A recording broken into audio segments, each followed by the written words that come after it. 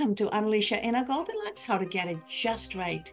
Thank you so much for joining us for another insightful and truly invigorating conversation.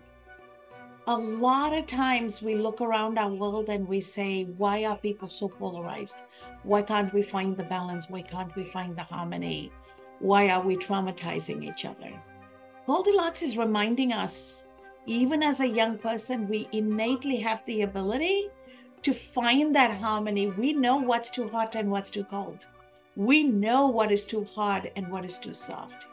Somewhere along the way in our human conditioning, we've let go of those natural instincts and we've become so polarized and set in our ways that is truly getting in our way of living our life. And we're all looking for happiness. We're all looking for peace. And both come from a place of harmony internally and in the community. So, to have this very important and timely conversation with me is an amazing guest and author, and a woman who has spent quite a bit of time transforming and healing individuals and communities. Linda Schiller, welcome to Unleash Your Inner Goldilocks.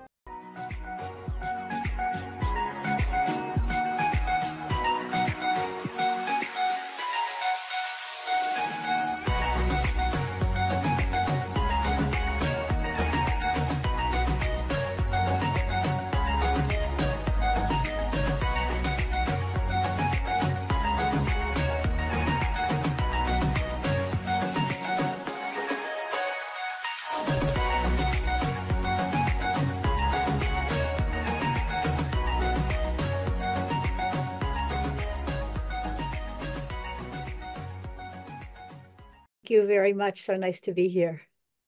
As we get started, Linda, what got you into this field and why does healing and therapy become so important to you, both at an individual level and as a group level? Hmm. Um, well, it's an interesting question. What got me into the field? And I would have to go back to my days as at summer camp. And as a kid, I loved being in groups and I went to summer camp all my life. And then when I was older, I was a camp counselor. And I have a distinct memory that there was one point when I was about 16 or 17 years old and I was a camp counselor saying, I love this job. And I can't imagine what kind of work I can do in the world that I'm going to love as much as being a camp counselor. So that just kind of stuck with me. And as time went on, and I studied in my undergraduate work, sociology and speech communication. And then in my graduate work, I got into social work. And I studied that and I got my degree in it. Eventually getting to the place where I had a personal private practice in psychotherapy. I was a professor at Boston University School of Social Work. And one of my specialties in the field of healing was doing group work, sort of based on that early camp experience. But also, as I worked with different jobs and with different populations, pretty much everyone I worked with, if you scratch enough below the surface, was coming for help because of some kind of traumatic events in their life. And I realized that healing the trauma and allowing us to have second chances and healing experiences allow us to have a new lease on life, and that was really the core of the work. So that became the direction that I studied in. I was trained in all kinds of integrated somatic and spiritual and embodied therapies, as well as traditional kinds of work. I got started in dream work. And that has been my passion and my focus for the last 40 years. And I'm happy to talk more about that as well. Beautiful, beautiful. So, to build on what you just shared, it's amazing we are all influenced by our life experiences. And dreams have deep meaning. It's the subconscious and the unconscious mind speaking up. So, talk to us a little bit about the importance of understanding the dreams and the work you do around the dreams. Okay. So dreams are the most looking at, working with, understanding our dreams gives us the most direct access possible to the other side of the veil and the other side of our consciousness. Because we tend to think in a Western world that we're very linear and that we live on the surface. And if we can't do something in a linear, immediate fashion, that it doesn't exist. So there's been a lot of pushback over the years about accepting the reality of things that we can't actually see and touch. But in this era of quantum physics and this era of neuroscience, we know more and more about how the brain works. And we know that dreams are actually a whole lifetime that we're living behind closed eyes while we're asleep. So if we can teach ourselves to first value, because that's the most important thing, to value the wisdom that can come through from our dreams. And there's lots of different places that people think they come from. They might think they come from inside of us, from the neurological firings of our brains. They might think it comes from a divine source. They might think it comes from, crossing the veil with people who have departed. And for me personally, I say D, all of the above, right? I don't think it's an either or. I think it's some combination of all of those things, depending on how we best acquire information and how we best learn about ourselves and the world. So I value them highly. I value sleeping dreams. I value waking dreams, which happen on a continuum of consciousness. We tend to think of dreams mostly as something that happens while we're sound asleep. And those REM dreams, rapid eye movement, are certainly the kind that are most studied and written about. But the waking dream states have just as much to offer us if we're paying attention. And that's when we're noticing the deja vu and the synchronicity and the ahas and the signs that happen while we're awake if we're noticing. And that if we spend some time paying attention to those things that are slightly beyond our control and just show up in our lives, we gain a great deal of insight into ourselves, into our family dynamics, into our community. And with understanding comes opportunity and healing, and it's a call to action. So our dreams can literally guide us as to what is our purpose and our calling to help make this world a better place. I love how you talked about the different cultures, different societies approach this differently, but it happens to everybody. Yeah. What about the people who say, I never dream? Because they're dreaming, but it is so deep in their unconscious mind, they're probably not even realizing they're dreaming. What can these folks do to tap into that? Because there is power in knowing that and understanding that. Yes. Is there even a way to tap into that? Oh, absolutely. There are many ways. And in my second book, in PTS Dreams, I talk about things you can do before, during, and after you're asleep and dreaming, to help you heal something that's troubling you and simply to remember your dreams. So for starters, everybody dreams every night. It's scientifically a fact, right? We have 5 to 7 REM cycles, rapid eye movement. They've been documented through neuroscience, testing. And that is when our brain is in its deepest sleep cycle. So we tend to only remember a dream if we wake up right at the end of the REM cycle. So if we're waking up at other times, if our alarm clock is waking us up, if our cat is jumping on our bed saying, feed me now, if our child wakes us up, we are less likely to remember the dream later because it's been interrupted. So if we want to remember our dreams and be able to access the information and the wisdom that come through that, the first thing we have to do is want to, right? Because some people, they don't remember their dreams and they don't really care. It's like, whatever. But if you're valuing it and if it matters, for the first thing, say, okay, I would like to remember my dreams and have that be an intention, right? Because the intention we put out into the world helps to create the world that we live in and interact in. And then once we have the intention of remembering our dreams, we want to concretize that intention by putting it in writing.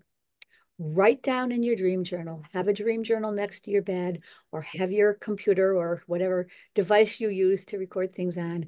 And the simplest thing to do is to simply write, I want to remember my dream tonight, and I promise to write it down, right? You're making a promise to yourself and to the world of dreams that you're going to take it seriously.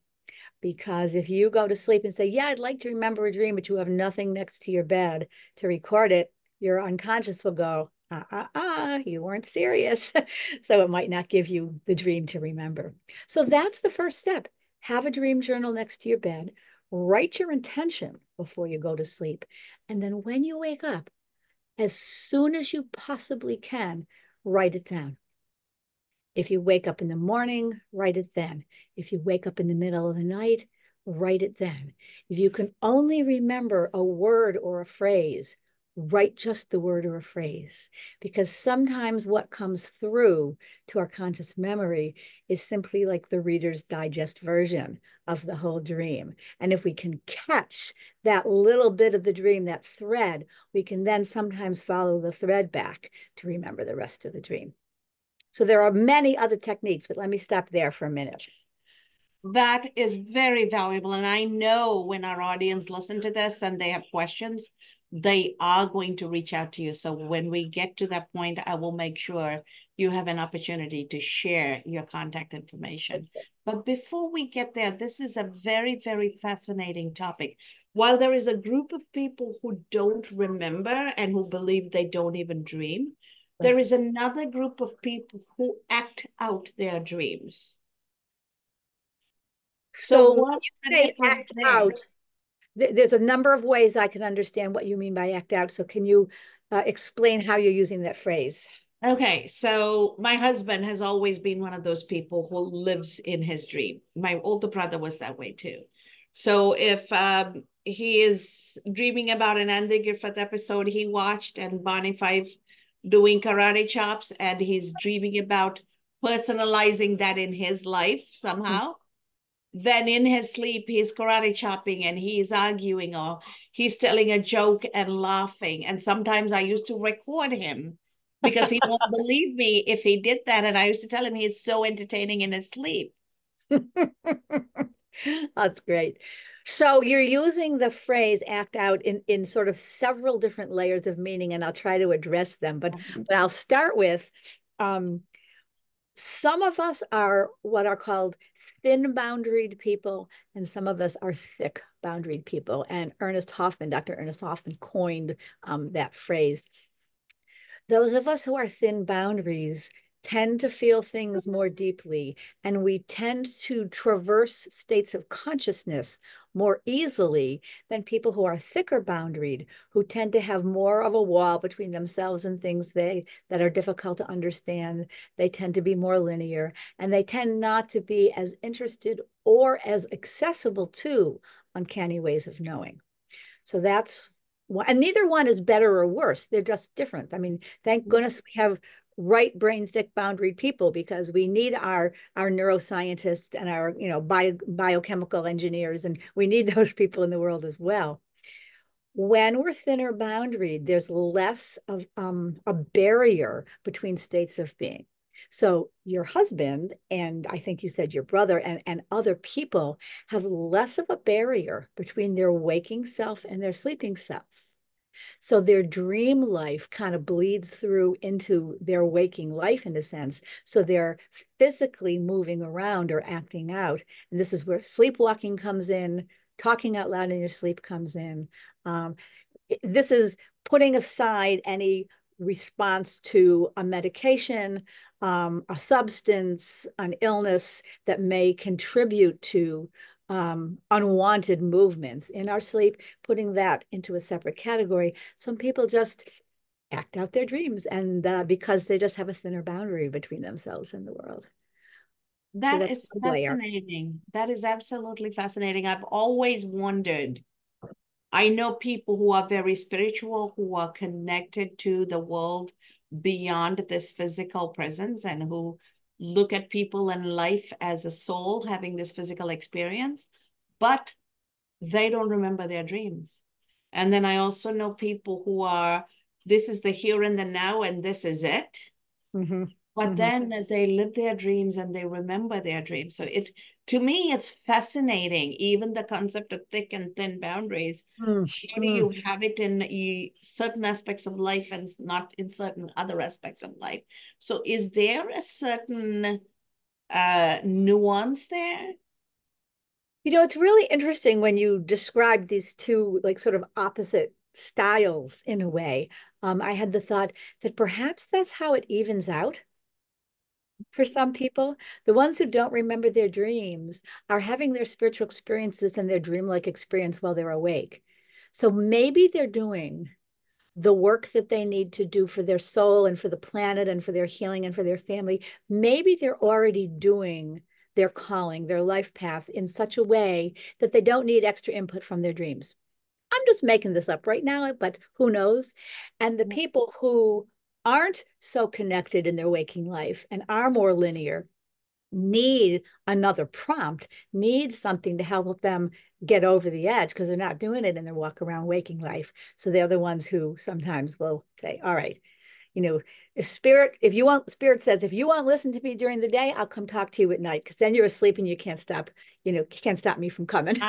Now that is a fascinating notion, and I love that perspective because now that makes total sense. Mm-hmm. That makes total sense to me.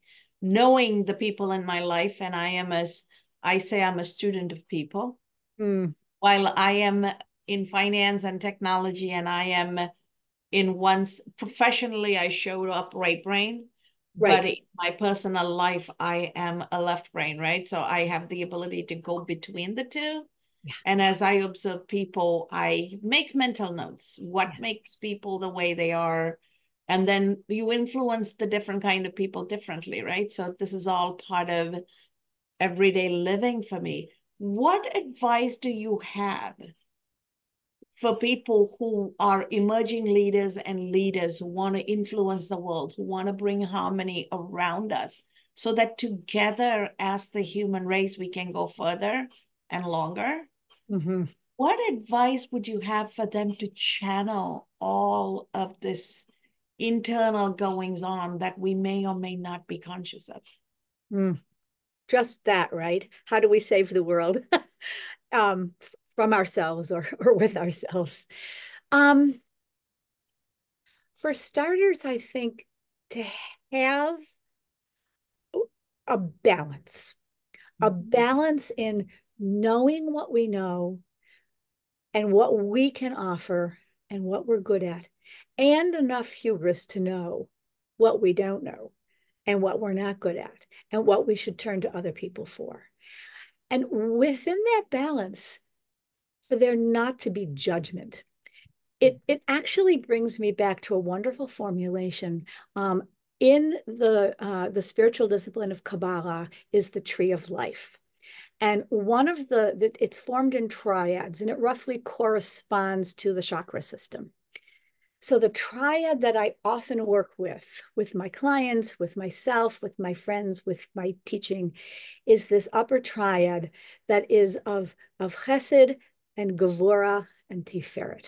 And on our right shoulder, Chesed means loving kindness, saying yes, um, reaching out, very thin boundaries and availability. On the left shoulder, we have Gevurah. Gevurah is saying no, it's limits, it's boundaries, it's constriction, it's holding things back. We need both. We all need both in our life. And if they're out of balance, either one is too much or too little, then our system isn't in balance in the world we live in, and whoever we're affecting isn't. When we get it right, and the goal is to be in balance, we meet right over the heart chakra at Tiferet, and Tiferet means balance and beauty. So when we're balanced with when do we say yes and when do we say no, when do we give and when do we not, when do we receive and when do we not, then we're in balance. And from that place of optimal balance, if we interact with our friends, with our family, with our community, with the world, we won't have an agenda. right? If we are balanced in ourselves, we will have less of an agenda and be able to listen like with the ears of our heart, not just from our opinion. And that will help us move forward all over the world.